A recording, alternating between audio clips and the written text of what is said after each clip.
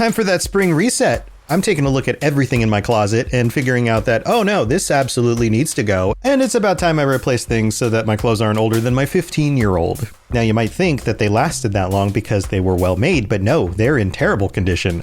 Unlike the new jeans I just got from Quince. Jeans have always been my personal go-to because you can kind of wear them for lots of different things, but maybe they're not your thing. Maybe you're looking for, 100% European linen with insanely soft flow knit activewear fabric. It's definitely getting warmer, and their flow knit activewear is moisture wicking, anti-odor, and soft enough that you'll actually want to wear it every day. So pick out what you want. You can't go wrong because they have prices 50 to 60% less than similar brands. And like I said before, they are high quality. I continue to wear their clothes all the time, and I know that these new jeans are going to last me a lot better than the other things in my wardrobe. And on top of it, they look great. They're so comfortable. And I spent just as much on the jeans that I am now cleaning out of my wardrobe. So if you're looking for something better, just all around better, go check out Quince. So go do it right now. Refresh your wardrobe with Quince. Go to quince.com/falloutlore for free shipping and 365-day returns. Now available in Canada too. Go to quince.com/falloutlore for free shipping and 365-day returns. Quince.com/falloutlore. Robots Radio. Games, lore, stories, community. Just press play.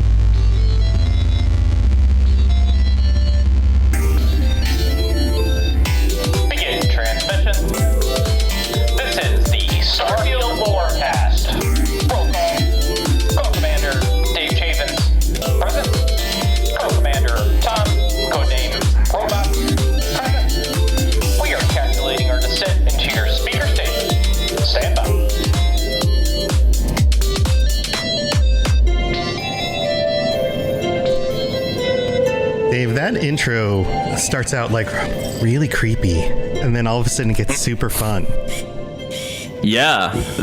So I mean, obviously for this show I did all of the sound effects. Yep. Yes, they are all just wild and crazy. But if you now here's some fun fact. I'm gonna let you in on the Easter egg here. Okay. The theme is actually the theme for Starfield.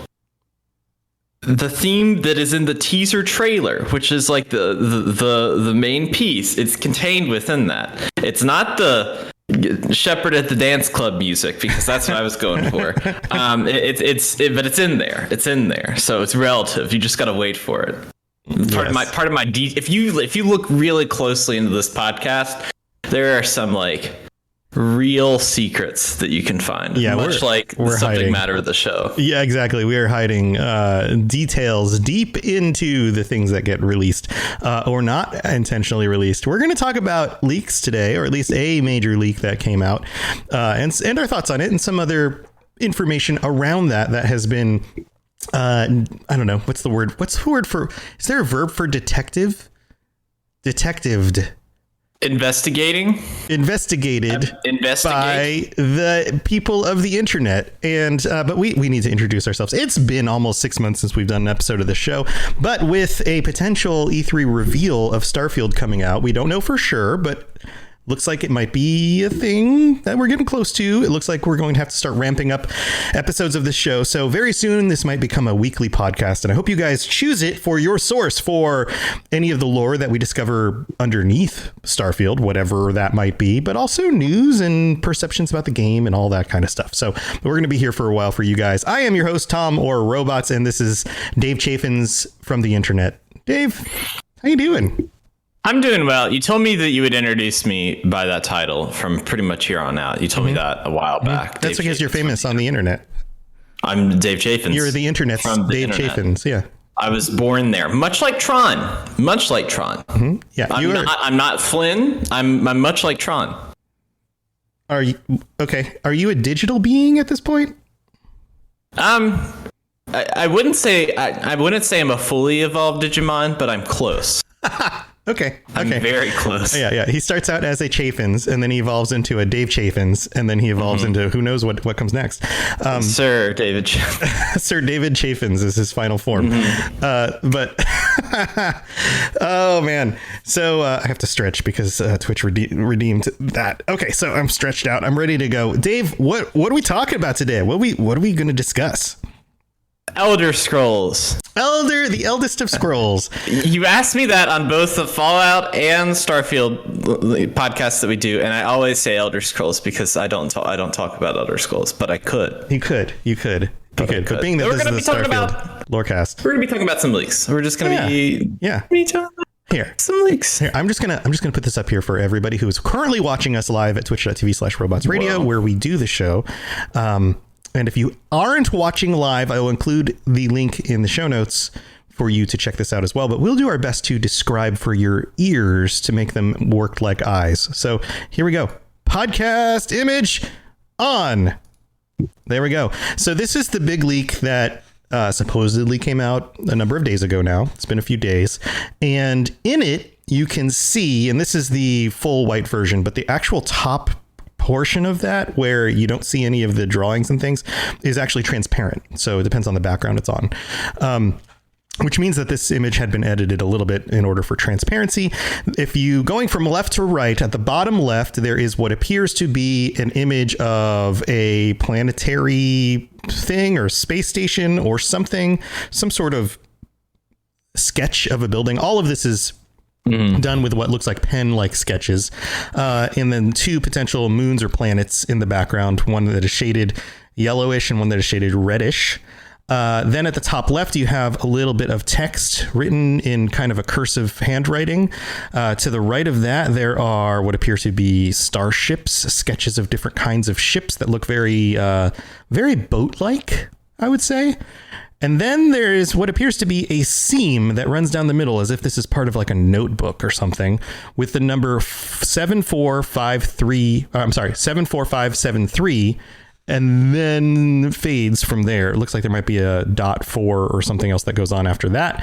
And then some writing that says gravitation something. And then what looks like a watch with some circular HUD type objects. And then to the right of that, we have what appears to be a gravitational loop between two objects with what looks like an infinity kind of shape between them. And that runs off the edge of the page. Like an ellipse. Like an ellipse. Yeah. So that's what we've got. Now we've got Tress in chat says new Microsoft watch, potentially. Wouldn't that be cool if there was a watch in the game that was like a Pip-Boy that worked like a Pip-Boy, but it was a watch and then you could buy one? I mean, that would be cool.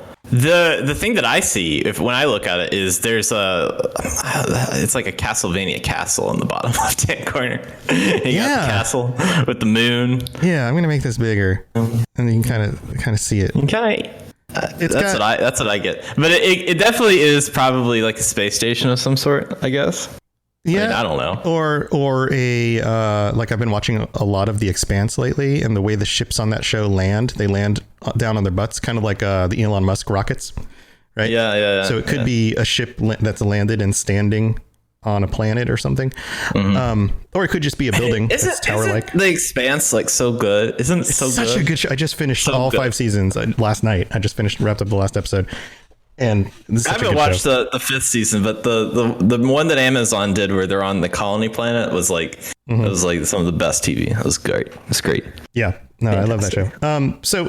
So since this image has come out, there has been a lot of investigation. Gundry asks, where is the pic from? That's a good question. So this pic was, which kind of showed up on the internet. Somebody said they had found it among some files that looked like they were part of Bethesda's CDN. Is that the right? I'm going to mess up some of the terminology here. But when you look at where the picture came from, the actual file data, it shows that it was housed on the same server and in the same folder as Bethesda uses from the server that they host all their images in. And people have done a comparison here of some of the other images on Bethesda.net and some of the other, images for Elder Scrolls and Elder Scrolls Online and Fallout 76 and these kinds of things. And they all have very, very similar file structure. And you can tell where they're all hosted if you look in the metadata. And this is hosted on a similar, on basically the same platform. So if this is a fake, then somebody did a really good job to make sure that metadata looked like it came from Bethesda specifically. And I don't know enough. I'm not an internet engineer to know if that part of it can be faked. I don't know if you know more about that than I do, Dave. No, I don't. I don't know more about that. I don't know more about that than you do. No. Data, let's talk about network security. This is just a network security podcast. Like there's no way somebody hacked into their server where they're hosting all their images, implanted it, and then removed it from there. That didn't happen. So that lends some credence to it, but there is some other evidence that kind of makes it seem like maybe not so much. So let's talk about some of the other details here. The internet detectives have done a pretty good job trying to figure out where some of these other images came from. So, for example, the ships in the photo are from concept art done by someone named Rick Ruiz-Dana, the last name. And this is an artist that does concept work for all sorts of things, but these are some starships. And here, tell you what, I'm going to pull up this image as well so you guys can see the comparison while we're doing this, and take a look at this as I pull it up right now. Funk Soul Brother, here we go. Check it out now. Funk Soul Brother, the Robots Radio Brother.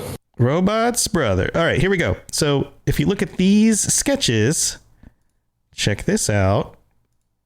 They look like the same starships. They look like some of the same starships. In fact, the boat one down here in the bottom right corner, these guys, it looks like these are all from the same document, which is signed Rick RD 2013. So this is something that this artist did years ago now. And I'll put the other one back up so you guys can see the comparison, but they are exactly the same. So if you were listening at home or wherever, do know that the images at the top left are exactly the same as those 3 starships in there, and exactly the same spacing as if they were like photoshopped from one document to another. So that lends some maybe not credence. Maybe that goes against the idea that it's from Bethesda, unless Bethesda hired Rick in order to do this and used something that he had previously sketched as some of the potential design work for the game. That could be a thing. Maybe they hired him because they liked the design work and they wanted to use it. Also, they found that the space station is a sketch made by Michael Phillips. So that item that we were talking about that looks like a space station at the bottom left is clearly from here. I'm going to show this on screen as well, from Michael Phillips, who is potentially somebody who used to work at ZOS, ZeniMax Online Studios. So what does that mean? Like, it seems like his name is associated as a previous employee. And if that's absolutely true. Now, again, all this information comes from the internet, and people who are claiming on Reddit things like, oh yeah, that guy worked at ZOS, whatever. I can't, for some reason, pull this image up. I'm going to have to save it a different way in order to get it to come up, but it'll come up in a second. What do you think about that, Dave?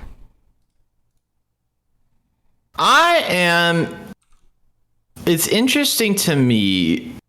Okay, if you're going to do concepting, like if you're going to do like concept work, that's happening. I mean, if this stuff is like concept art or something like that, or like planning out, like that is like, this stuff is it's got to be from like 2016, like right after Fallout 4. Because I mean, this stuff is like pretty rudimentary.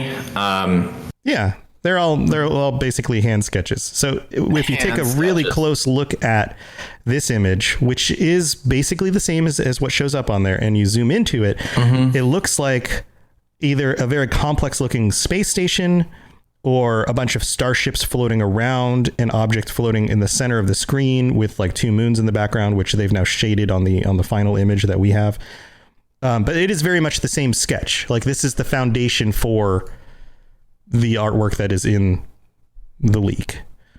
Mm-hmm. So somebody who previously worked at ZeniMax Online Studios, which is owned by Bethesda, contributing some artwork to a project that eventually gets used in a document like this, that could totally be a thing. Or, now that I'm looking at it, I've looked at it earlier today. I'm looking at it again. I'm starting to think that maybe this is not concept art, but is like something that you see in game. Like when it's like in Uncharted, you see like maps and old like drawings of things, and maybe this is like some of the like an asset from the game where it's like, okay, this is like a journal of like, okay, because they have to explain how they got to space flight, like, yeah. Oh yeah. In order to start, like at the beginning of Fallout, they're like, hey, there was a war. It was a nuclear war. Everyone's dead. We made vaults. That's where you start. Like here, it's not just they're going to drop you off at the ship. Like they've got to kind of explain that. I mean, it's the same thing for Mass Effect. They spend, the beginning of the first game being like, hey, this is how all this works. I feel like this has got to be a part of that. Well, because the thing about it is the watch looks too good. It looks too good. Right. Well, the watch comes from another source as well, so we're going to talk about that too. Okay. But what about this thought here? In the 2 main Bethesda properties that this team works on, Fallout and Elder Scrolls, there are documents in the game. In Fallout, they come as holotapes and they come as terminal entries. In Elder Scrolls, they're pages. They're pages of books and documents and things that you get. What if this, like you're saying, is the kind of thing that shows up in a document that you can access? And so, like, let's say you find a crashed spaceship somewhere and you check the pilot logs and things like that. And then you look in the pilot's quarters and he has a diary next to him. And this is maybe an entry in that diary where the pilot's been sketching things that he's seen as he's traveled, or things that he works on because he's an engineer, things like that. That would make sense. And to have it, and in order to do a lot of that kind of content, you would need a lot of artistry around sketches for those kinds of things. So why not purchase the rights to use these things from artists who already do this work, whether they work in your studio or not? Just, hey, we want to, can we purchase this, this sketch that you did for, $10, $20, $50, whatever it costs that the artist is selling it for. And that's a much faster way to get that kind of content and to make it look like it's all drawn by different hands rather than just a single artist team. Yeah, I don't know. That's a good question, because it's like it goes back to like what kind of resources is Bethesda using for this. So my feeling is it's like all hands on deck. And I mean, this is kind of big picture here, but it's like, oh, sure. They're having Maryland, they're having probably their Montreal studio, they're having Austin. I know they got to be having Dallas, because what else are they doing with Dallas? Like all hands on deck for Starfield. And I mean, that comes with its own art team, that comes with its own connections. I'm curious if they are actually paying anyone outside to do like to contract artwork rather than having people in-house do it. I think, I don't see why they couldn't do both. I think that both things could be possible. In fact, if they were seeking art from external sources during the design phase of the game, which would point back to that 2013 connection to the first Starship picture, then that would make sense, because maybe before they even commit their artists to doing work, they're doing research by just looking up other stuff that's out there. One of the design studios I work for, the marketing agencies, this was part of the process they would go through for their designers, was to put together a design board full of inspiration. And so they would search the internet for inspiration for these things. And then if one of those things was something that they were just like, this looks great, why would we recreate it and steal somebody's work?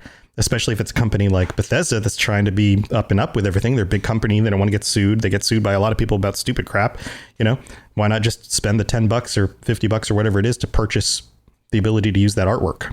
if they want to use it, plus then they also have their own team working on stuff. So let's talk about the watch. Here we go. This is an image by an artist in Sweden. I haven't found his name yet, but according to the internet, these are sketches by an artist in Sweden, and you will see that the sketch here circled in the red lines looks a lot like the watch that shows up. In fact, it is the watch, just without the UI details on the face of the watch.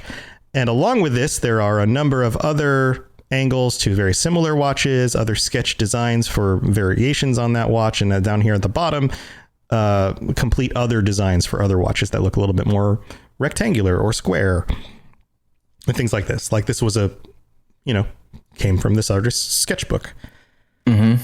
So again, another external source for this. I'll go back to the original image though, because what that one doesn't have is the details on the face of the watch. And those details on the face of the watch are very, very similar to the UI from the previous leaked images that we saw on the bottom left side of the screen that showed what looked like amount of oxygen or health or a compass. It looked very similar to those. So if somebody actually edited this, well, in either case, someone either intentionally who works in the studio edited that onto the watch to make it look like this is your display, and so it works like a Pip-Boy, but it's a watch, which makes more sense in the real world than a Pip-Boy, because everybody who's tried on one of those Pip-Boy things, they're heavy and they're encumbering, right? They don't really work. Everyone who bought the Fallout 4 Collector's Edition that was like, I'm going to wear this Pip-Boy every time I played, never wore it. Right, because they were uncomfortable. They're big and uncomfortable and unwieldy. Right. But like everybody wears watches, and we use smartwatches now, so why not extrapolate that into the future? We know that Starfield is based around a more realistic kind of simulation. They've talked a lot about that. So it would make sense if you had a personal device that you were connected into all the time. Why not put that on a watch? We all already do it. And to have that connected to another device like your phone, like on the Expanse, they have those personal data pads that they use for everything. Like if you had one on your wrist, you wouldn't be able to drop it when you were in space because it was attached to your wrist. Well, it kind of looks like, okay, first of all, it reminds me of 2002, the seminal film Clock Stoppers. I don't remember this film. What is this film? 2002 Clock Stoppers was a film about a team of teens that got together and essentially were trying to stop bad things from happening. They had the clocks that would slow down time. And so when you slowed down time, everything around them moved very slow, but they appeared to be moving very fast. Right. And that's what this reminds me of. Now, on a more serious-ish note, the thing that I think is interesting about this watch is the distressing. Like there's some, if you look at it, it's almost like there's like some colors, almost watercolor, I would say. Added to the bottom. The watch face is whatever, or like shadows. Yeah. It's not even that. It's like the red around the edge. There's the yellow on the inside, and those are mirrored in the moon over there as this like complete piece that leads me to believe that this isn't concept art, because in concept art, like you're not adding in that level of detail if you're just having sketches of the thing on the other. Like this seems like something from the game. It seems like there's a lot of detail and care put into it. Yes. Yeah, and to make not necessarily to make it look good, but to make it look like this is somebody's notebook. Right. Yeah, even the text, the handwriting on it looks like it's all kind of faded and rubbed off. The handwriting on this other side, and this is another detail that we want to go over here, says something like surface that is something it has no, doesn't have any something. And that's about all I can tell from it. But the handwriting matches the handwriting on the other side, which says gravitation, something. And they've added some other little things like numbers underneath one of the boat-like looking spaceships that say 745.3 something.4, which is the same number. It's the 74573.4 that appears as if it's printed on along the what appears to be like a seam in between the pages, which it makes sense. Seems very intentional, right? And then at the bottom right here, you have this this image, the ellipse. You said this what looks like an orbital pattern between two objects. And according to, I don't have the full image from this, but this actually comes from somewhere else. That is the shape of, I think it was like a NASA drawing originally. That is the shape of orbital patterns between the Earth and the Moon, and kind of a reciprocal back and forth pattern shape. So yeah, there's a lot of intentionality here. Even if you look at the paper itself, it's as if somebody took the time to Photoshop in what appeared to be like little water damage and aging on the paper itself. And at the top, you can see where everything fades out. There's if you were to consider, say, a half moon shape at the top, that's where the transparency actually happens on the page. And I can't show it here. But the transparency on that happens also on other images that are hosted on the website and are used on Bethesda's website and are used as these they're not banner images, but like the lead image for like going into a specific page on the website about a new topic. So for example, this image could be the background image behind something the engineering behind Starfield. That could be something about like a blog post that they post months from now. Right. And so obviously they would be gearing up for any of that. So if we go down the thought path of, okay, in just 3 or 4 weeks, we're going to have E3, and let's say we get an announcement for Starfield. If we get an announcement for Starfield and it does follow the regular trajectory of Bethesda announcements, that means that we will get probably a release window for the fall sometime, because that's what they did with Fallout 4. That's what they did with Fallout 76. This is what they do with these big titles. They make an announcement at E3, they release in the fall. At the latest, it's going to be something like the beginning of next year, probably, because Microsoft seems to be pushing them to get this out as soon as possible. And they were hoping to release it last year, according to some people who have talked about this on the internet, and they weren't able to. So they have now been in bug squashing mode for this year in order to get things out. That seems to be the pace they're on. And if that's the case, then marketing would be gearing up right now in order to do a series of individual releases for blog updates and behind the scenes, and here's some more stuff, because they're going to be in full marketing mode where like every week or two they're going to have something else out there, some new image come out, some new behind the scenes detail, something, right? Right. So that all makes sense to me. And the whole CDN thing being from the Bethesda server and the amount of professional quality behind this image makes me think that this may have been an intentional leak. And you and I talked about this a little bit before the show. I've worked in marketing. I think that doing things like intentional leaks are fun ideas. They're fun ways of controlling the narrative, of making sure that only the details that you want get out, so that people start talking about it and do like we do on this show, and make this a big thing and kind of raise the buzz in a way that feels organic, even though, because who knows who put this out? We don't know. Right. Yeah. I think that with a company like that, where they have so much money behind a product and they've been spending so much time in the product, I think that they I think in the same vein, they want to control the narrative, like you'd said. But I don't know if you're that big of a company, if like leaks are a thing that you want to like actively put out, because how do you manage that? Like something like Todd Howard's on an interview with, I don't know, Dave Chappelle. I'm just like pulled that one out of the hat. And behind him, there's like a toy that looks kind of out of place, and that's like one of the new rocket ships from the game. Like that's the kind of stuff that I would see, where they're like, yeah, and they've done that. They've done that. Like the Indiana Jones stuff. Like the Todd Howard had like 2 interviews where he had Indiana Jones stuff behind him months before the announcement came out that they're working on a title. My thought is that I think that this isn't intentional. This level of because this looks like a quality thing. Like this looks like a quality image, and I don't think that they're gonna intentionally leak this level of image out.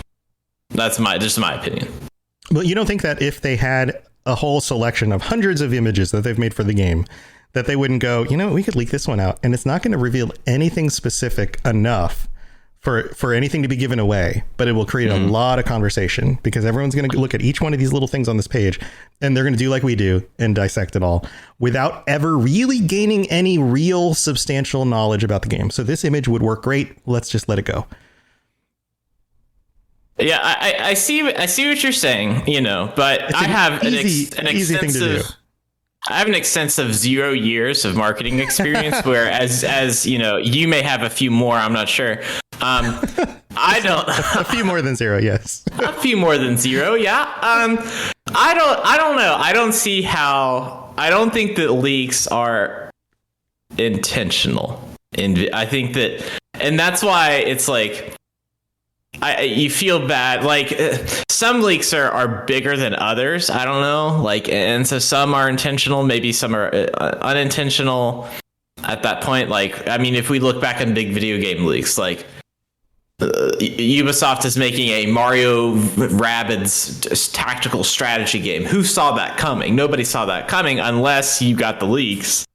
Which told you months before that happened that was a thing, and then nobody was as surprised. But I mean, that's a pretty surprising thing to announce, to be like, hey, we're making a very much a Mario game with the Rabbids characters, and it plays like XCOM. Like, a year before that was released, that would have been like a hilarious thing. You'd have been laughed out the door. Everybody would be like, no, that's ridiculous. Right. Yeah. Right. So there's that's the thing you invent when you're in 5th grade and they're like, invent something. And you're like, I'm going to invent a video game that has Mario and the Rabbids. And they're going to play like that game my dad plays, XCOM, and shoot at bad guys. And you're just like, what? Yes. No. Yes. Yeah. All right. Well, that's all the details on this specific image that I have to go over. But we have some other information about a copyright that was filed, and we'll get into that after the break because we got to talk to you guys and tell you how awesome you are.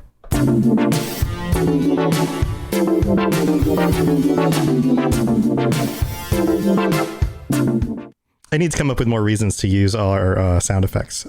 We have more. We have more. We do have more. I was going to use the news one, but then I forgot. And we didn't hit it. So do it when we come back. That's the signal after the break. Yeah, that's what we'll use. But this is the middle of the show. This is the part where we get to say thank you for listening. You guys are awesome. Thank you, everybody, for listening to the show. I hope you decide to keep coming back because this will be your source for all the information we could possibly get about Starfield from this point forward.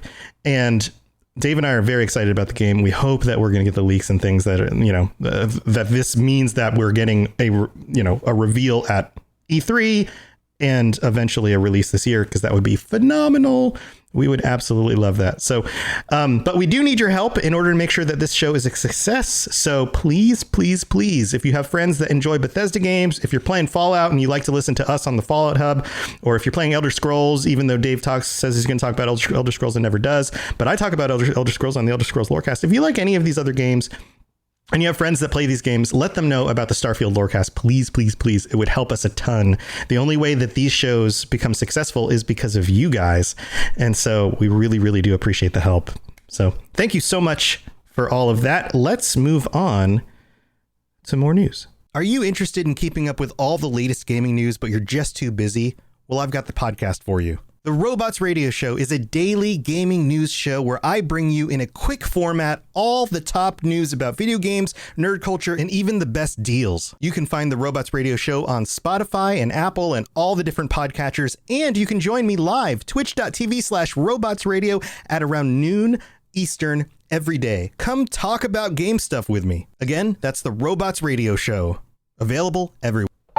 On the night of June 10th, 2018, Bethesda gave us a glimpse at their new space-based RPG. Ever since then, we've been piecing together information in a series that we call Star Clues. So we have another Star Clue here.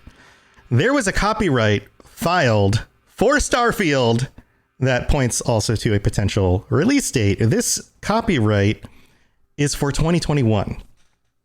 And the information around copyrights goes like this. If a copyright is put into a year, then that means that the person filing the copyright or the business intends for something to be published with that copyright within that year. So the first thing that this points to is, oh, good, we're going to get an actual game release in 2021, right? Which would point to the whole Bethesda going to E3, talking about Starfield, game coming out in the fall. Or early winter, like December 30th at the latest, that kind of thing. What do you think, Dave? Do you think that this is thing? I mean, there is a copyright now. Or does it mean just something like they're going to put out like a book of like developing Starfield before the actual game releases? I mean, I have, we'll get into like the what we think all of this means and kind of like, center ourselves, because I feel like at the end, towards the end of the show, we need to like center ourselves and like get a path for everybody forward, of like the speculation and stuff. But on this specific thing, if you're putting a copyright on something and you go play any game and you look at the copyright on a game, even from, whatever year, it's always going to be the year that it released. You're not going to put a copyright on something that doesn't have anything like any kind of content with it. And they're not going to release a development book. This is not, I mean, I guess they could make some Funko Pops or something beforehand. Yeah, I mean, that does happen. Like, we do get leaks from like Funko Pops. Like, a Game of Thrones was the ending with Bran being the king. Oh God, spoilers if you haven't watched Game of Thrones yet. It's not even, just ignore that last one. Just ignore that last. Don't even watch the last 2 seasons. It's not even worth it. But that was leaked on a Funko Pop. Yeah, so maybe it's that. But here's the image on the screen. And for our listeners, it says ZeniMax.com, Starfield, trademark, in development, copyright 2021 Bethesda Studios LLC, a ZeniMax media company. Starfield and its logos are registered trademarks or trademarks of ZeniMax Media Incorporated in the US and or other countries, all rights reserved.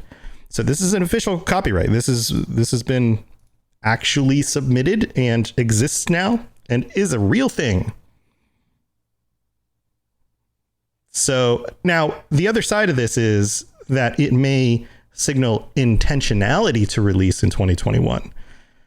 But whether that's actually fall through with, like, they could still delay it.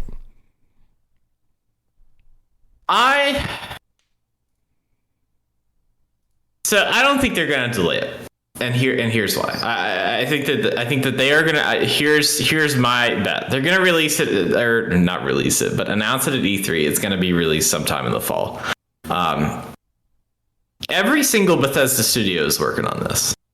Mm-hmm. Even the Fallout 76 studio, they're working on this. They're like everybody. Like, it's all hands on deck to get this game out, because this has been in development for years and years and years, and they're trying to finish up this product that they have done most of the work of solo, and now they're going into the Microsoft era where they are owned by them and have the funding and can actually like change how they're thinking about their products and look into think about all of their series holistically with more money in mind. And I think that they want this out the door, because this is kind of like the last thing that, like, in their heads that Bethesda independently does. Right. And they want to move on from that. Right. Yeah, I agree. I think that that all of this signals that there is intentionality to get it out this year. And, being that this is May 11th that we were recording this. So we have 6+ months left in the year, 6 months and like 3 weeks left in the year. So that most studios 5-6 months before release of a game are in the final phases of making sure that the game is polished and that all the bugs are squashed. All the content is there. All the quests, all the assets, all the voiceover, all of that stuff by this point in the game would be complete, and they would just be at a point where they are squashing bugs and making it run, 10% faster than it was before, and making sure that there's no glitches when you get in your space chute or your space chute. When you get in your space chute. Yeah, That's your space chute. That is a new thing. We just discovered a new thing. Welcome to the cult of astrology. We just discovered a new thing. In the game, there will be space chutes. And you get in them and they will launch you at very, very fast speeds across the universe. They're called space chutes. They just shoot you out. If you have space chutes, do you have ladders as well? Yes. Because the game Space Chutes and Ladders is very popular among children in the future. Yeah, a space ladder is kind of like the opposite of a space elevator in that it helps you descend back to a planet. Yeah, I'm with it. I'm 100% sold on space chutes. I'm 100% with it. We're now completely sidetracked. I don't know what I was even talking about. You have your spacesuit. Bugs with spacesuits. You get in your spacesuit, like kind of like your power armor, or you get in your spaceship, or you're building your spaceship, which is probably going to be a thing because there. Another little side note here: Bethesda put out a poll that asked if people how much time they spend building their spaceships, which doesn't make any sense because there's no spaceships in their other games. You don't build spaceships in Fallout 76. You build camps. Right. To which I say, I spend a lot of time building my spaceship. I spend the most time building my spaceship, is what I wish I would say if I had the game Starfield in my hand. Yeah, right. Yeah, I spend all the time building my spaceships. And then I get in my space chute and I shoot across the universe. To go build another spaceship. Yep. So, yeah, like Futurama. Yes, MW. Yep. Yeah. So now that we're in the realm of the cult of astrology, not astrology, astronomy. Mm-hmm. That's a brand of delicious snacks in the future. No. Astronomy. That's the Spanish word for star. Oh. Plus me. So that's either a great Pokemon or a snack for Starfield. Yep. So we've discovered more things. It's too bad we don't have Toon here to do drawings of these things for us. That's true. That's true. He's very good at drawing. I have a question for you. Uh-huh. And we haven't really talked about it, at least in my memory. Do you think that Starfield is coming to the PlayStation world? Yeah, I think that's the last thing we need to discuss on this episode, because that's the thing that we don't have confirmation about either. I want to talk to you about that, and I kind of want to get a feel for what you think this just kind of like an all-encompassing. What do you think the release of this game looks like from announcement to put it out? I gotcha. Okay, so yes, I do think it is coming to PlayStation because Microsoft said when they acquired Bethesda that they were going to fulfill any prior commitments. And my belief is that Bethesda would be absolutely ridiculous if they hadn't talked about putting this on the PlayStation before they were purchased by Microsoft. Like that would have been a conversation they were having between the studios and what that would look like and if they're going to get, an early release or whatever. Right. At the end of the day, I believe that it will come out for Xbox, PC, and PlayStation. Now, obviously, it's going to be part of the Xbox Game Pass, and PC is probably going to have access to that too, would be my guess. And maybe that gets an early release compared to PlayStation in order to kind of push more people onto that platform. But I think that eventually it will come out on PlayStation, and it's not going to be too much later than when we'll see it for Xbox and PC. As for the complete roadmap from this point on, I think we will get an announcement and reveal at E3. I think that we will get some marketing and a marketing push over the next 4 months or so, and that they're going to have it out for the holiday season this year. I also think that that's important from a morale standpoint for the team to get this out. I think for people's anticipation and wanting of things like Elder Scrolls 6, because if they can push this out and get it behind them, then they can work more on Elder Scrolls 6. They can shift the team over to full work on that and maybe get that out in the next few years, because people will really, really, really want to see that as soon as possible. And there's that tone from the community of like, oh my God, why are they working on this Starfield game? All I want is another Elder Scrolls. Why are they going to take 10 years between Elder Scroll releases, or 12 years or 15 years? You know, like that's the whole thing, right? But if this game comes out and is awesome, and people go, oh no, this is really good, I'm glad they put it out, then they're going to be okay with waiting a few more years for the next Elder Scrolls. So that's important as well. So that's kind of the roadmap I see. Plus, it gives them the typical ramping up over the next X amount of months before the game releases, and really, building the marketing for it. I'm very much on the same page of you with all of that. I think there's going to be some different things with the reveal at E3. They're going to have to convey how this game plays, because they haven't had to do that with Fallout. They didn't have to do that with Elder Scrolls, because everybody's played Elder Scrolls and Fallout. They know how that, mechanically, Fallout 4 has some changes from 3 in New Vegas, but you understand the basic layout. Same thing for Oblivion to Skyrim. Like, you understand how those games work. They're going to have to explain and dig into detail about what this game is, because how do you do that in an all digital event? Like, how do you? Well, you have somebody you have Todd Howard or whoever pick up a controller and play it. Mm-hmm. And they run around and they do things, and they show you different clips of different things.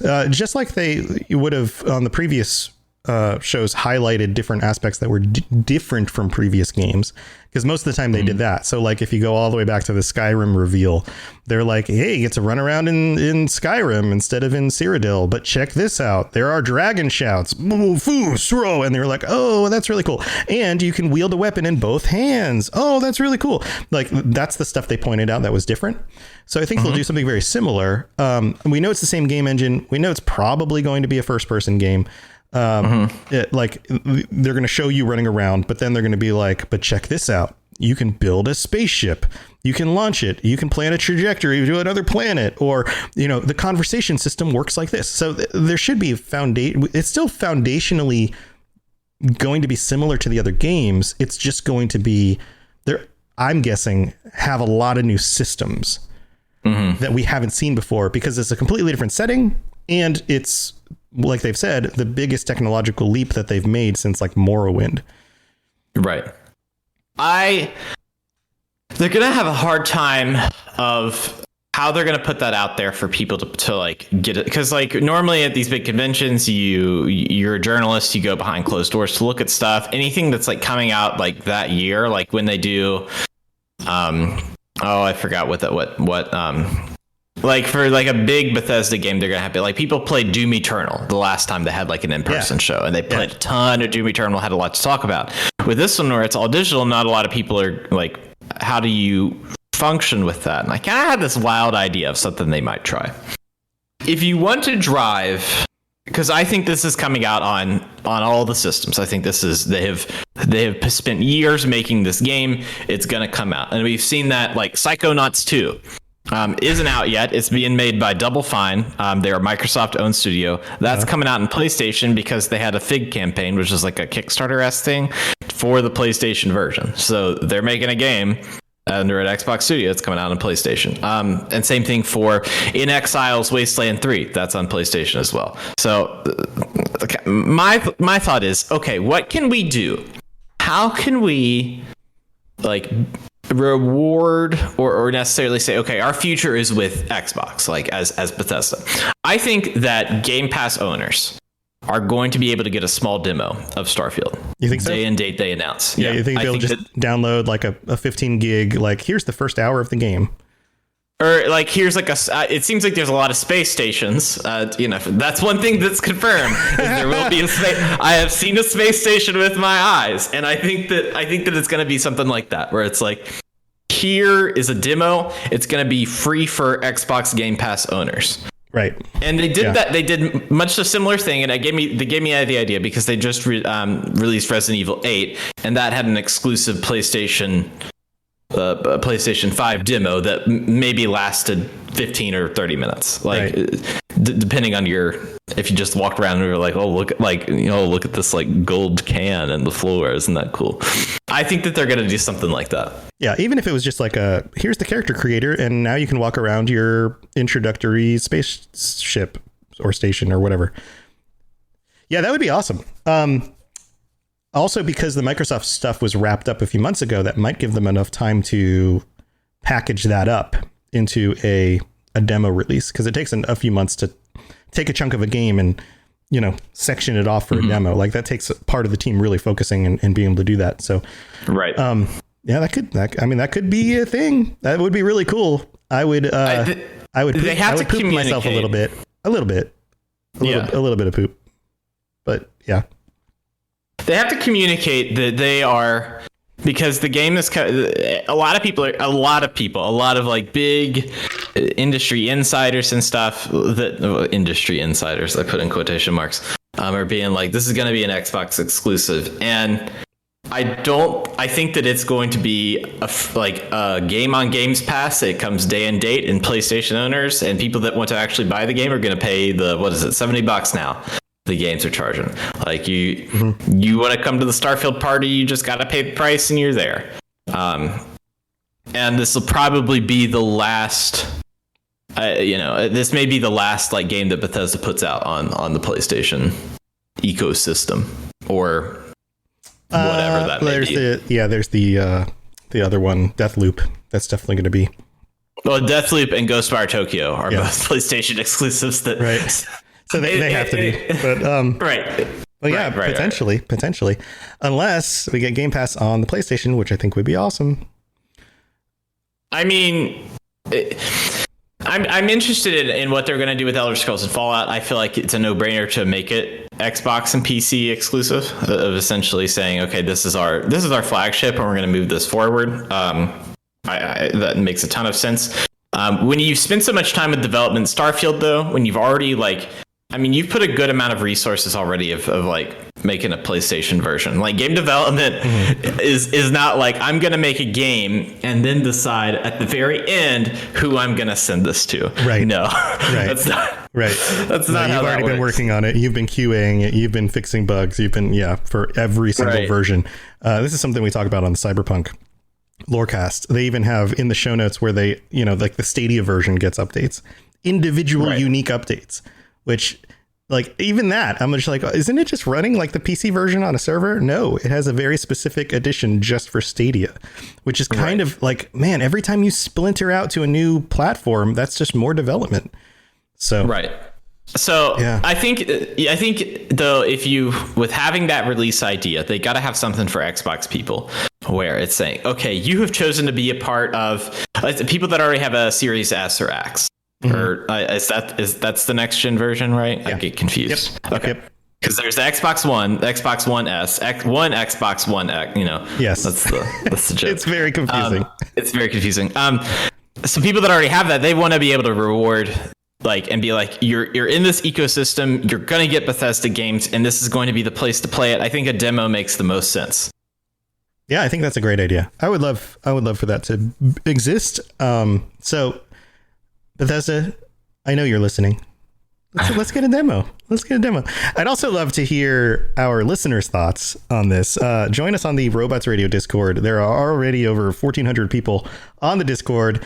There is a channel specifically for the Starfield Lorecast. We'd love to hear your thoughts on these leaks and any other information you have, especially if you've got information that we haven't talked about that's brand new.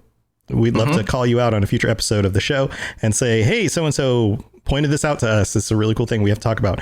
But just in general, like, what are you expecting for the game? Like, where do you want this to go? Do you think it's going to be out this year? What are your thoughts on that? But anyway, thanks for everybody for tuning in. I think that's all we got for this episode. We'll be back soon. I have one more piece. Yeah. And this is the wildest idea, and I had it, and I'm gonna roll with it. So let's take you on a scenario. I want to roll one last final scenario to really get everybody riled up. If you are Bethesda You recently sold your company. You're needing money to develop games. So that's why you signed an exclusive with Sony for a year to do Deathloop, to do Ghostwire Tokyo, to like finance these games, right? What if you need the same thing for your next Bethesda game? And what if Starfield is a timed PlayStation exclusive? What if people are like, oh, it's got, nobody's talking about that. You don't hear anybody talking about that.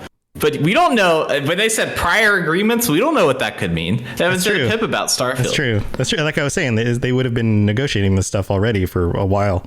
So right. Maybe, although I would think that PlayStation would have followed up with that once the rumors started coming out and been like, by the way, we have a agreement.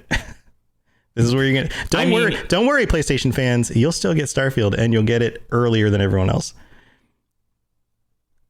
Wouldn't that be like the most like heel turn, wildest thing possible? Isn't that like... I mean, if we go deep in the pit of Starfield, which is what we're here to do. The Star Pit. That's what the Star Pit. We're down in the Star Pit. We took the Star Chute down to the Star Pit. We've got our Star Facts going. Yeah. We got our Star Facts. But like, what if? What if that is the thing? Like, there's so much that we don't know about this gigantic business deal that it's just insane to me. It's insane to me that like this like. And now you got like Sony's MLB The Show coming out on Xbox systems because the Major League Baseball wanted to publish it, like the baseball company, not the company that made the game, wanted to publish it on their side. This is a wild time. Dogs is and what cats I'm trying to say. Living together. Mass hysteria. Fragile Mass Shark hysteria. In chat says, if Microsoft allowed Starfield as a PS exclusive, I'd eat an entire knit hat on video. And we have that now. Visual evidence of this being said. So that's right. Fragile Shark. I hope that is not true for your own digestive needs. I mean, there is a slight possibility because it's like Microsoft and Sony are having great times, but they're both playing very different games. Sony's really not trying to acquire, like they're not trying to like purchase up they don't need to. Like that Xbox needed to like get some fresh IP, get some fresh talent, get a bunch of stuff, like really build up that, like they needed that. And Sony is more like, okay, we're going to finance this game from these people over here. And over here, we're going to finance this game for these people, like, and kind of like behind the scenes build that. I mean, now it's like, you know, technically they finance, like Sony financed No Man's Sky and have stuck with that investment. That investment has paid off for them because the game has been so successful. And on the other end, you've got like, what was it? Like that Housemarque game, Returnal. That's like a big sci-fi shooter thing on the PlayStation right now. That company, the people that make the game aren't owned by Sony. They just like they were like, hey, we want you to make a game. What ideas do you have? Here's some money. So, I mean. Yeah. I don't know. We could see anything. I'd love to hear everyone else's thoughts on this, and if they think Fragile Shark could actually eat a knit hat, an entire knit hat. We're talking like human-sized knit, like a little baby one, like adult-sized knit hat, an entire knit hat. I don't know. I have one of those. I don't know how you eat that. Maybe I'll wear it next show.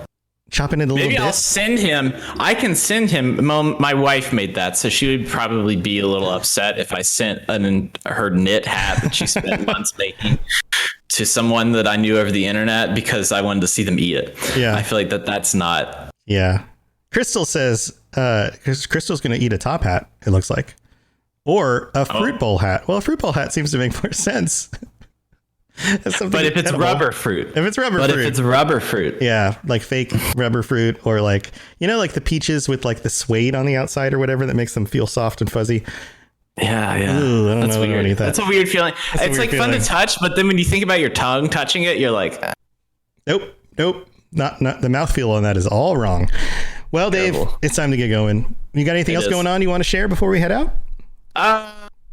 got episodes of Vault Boys coming out every week. It's been a while since we've done a show, so I do a podcast called Vault Boys, and right now we've been investigating weird news from around the world and bringing those news stories and kind of getting our takes on them. Most recently, we talked about a Lego thieving craze and why we think that might be like a good beginner way to get into, like, you know, in the Ocean's 11 when you have like the people stealing $5 billion necklaces, like how do you get to that level of thievery without hurting people?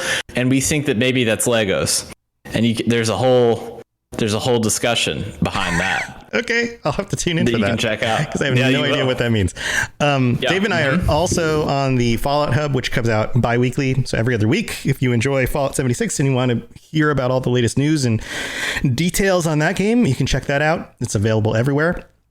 I do pretty much almost all of the Lorecast type podcasts on the internet. There are some that I don't do, but chances are if it has Lorecast in the title, I do it. That includes Fallout, Elder Scrolls, Cyberpunk, Dungeons and Dragons, Starfield now, Mass Effect, and soon The Witcher. That'll be a new one coming out this summer. So yeah, go check those out. They're a lot of fun. I do them with different co-hosts, and we talk about the lore of all these different games, and it's a fun time. So and informative. So thanks for tuning in, everybody. We will see you next time on the Starfield Lorecast. We should be back sometime in the next week or two with the next episode. And until then, stay safe. Don't go in your space chute without your space helmet. Yeah. Did you have something else, Dave? Just, you know, don't let the good Lord shoot you where the pit and facts put you.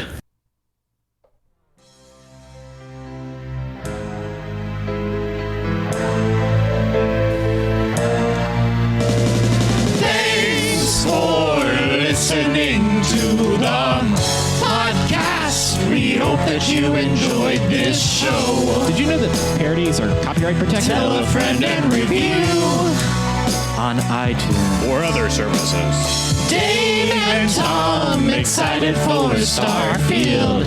Let's all speculate and wear no shoes. Hey, why aren't we wearing any shoes? Because shoes rhymes with iTunes, and that's the best I could think of.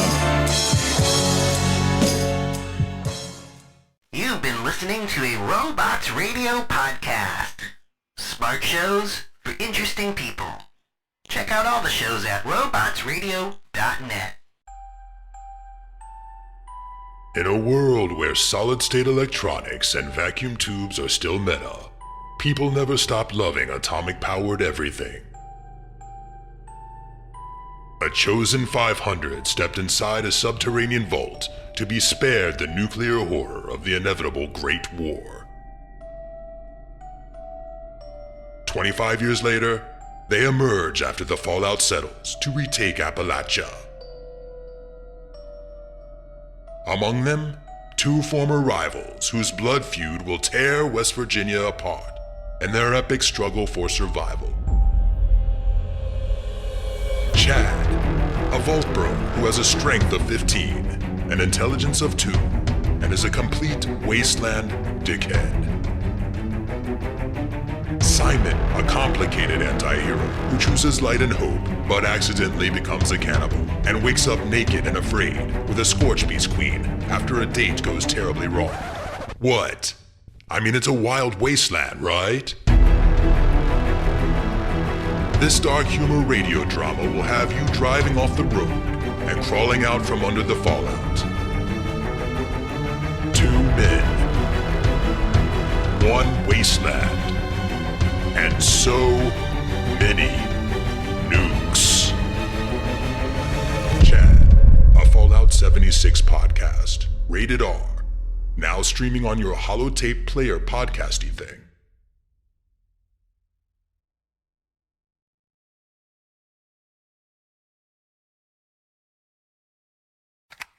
Do you like adventure? Yeah. Do you like laughing? Yeah. Would you like to listen to a group of people you don't know play D&D and reference retro pop culture you vaguely remember? Excellent. You're going to love Committee Quest. We play D&D in the world of Amarin. We use adventure modules and supplements made by people in the community. We also have a sweet synthwave backing track. Come and join us on our adventure. Volume 1 has been completed. Volume 2 coming the end of January. You can find us on iTunes, Podbean, or wherever you get your podcasts from. It's cozy season, and nothing compares to wrapping yourself in a Minky Couture blanket. Luxuriously soft, perfectly warm, thoughtfully made. From movie nights to chilly mornings, Minky Couture turns everyday moments into pure comfort. Once you feel it, you'll understand why it's called the original best blanket ever. Visit minkycouture.com or a store near you and make this cozy season your softest one yet.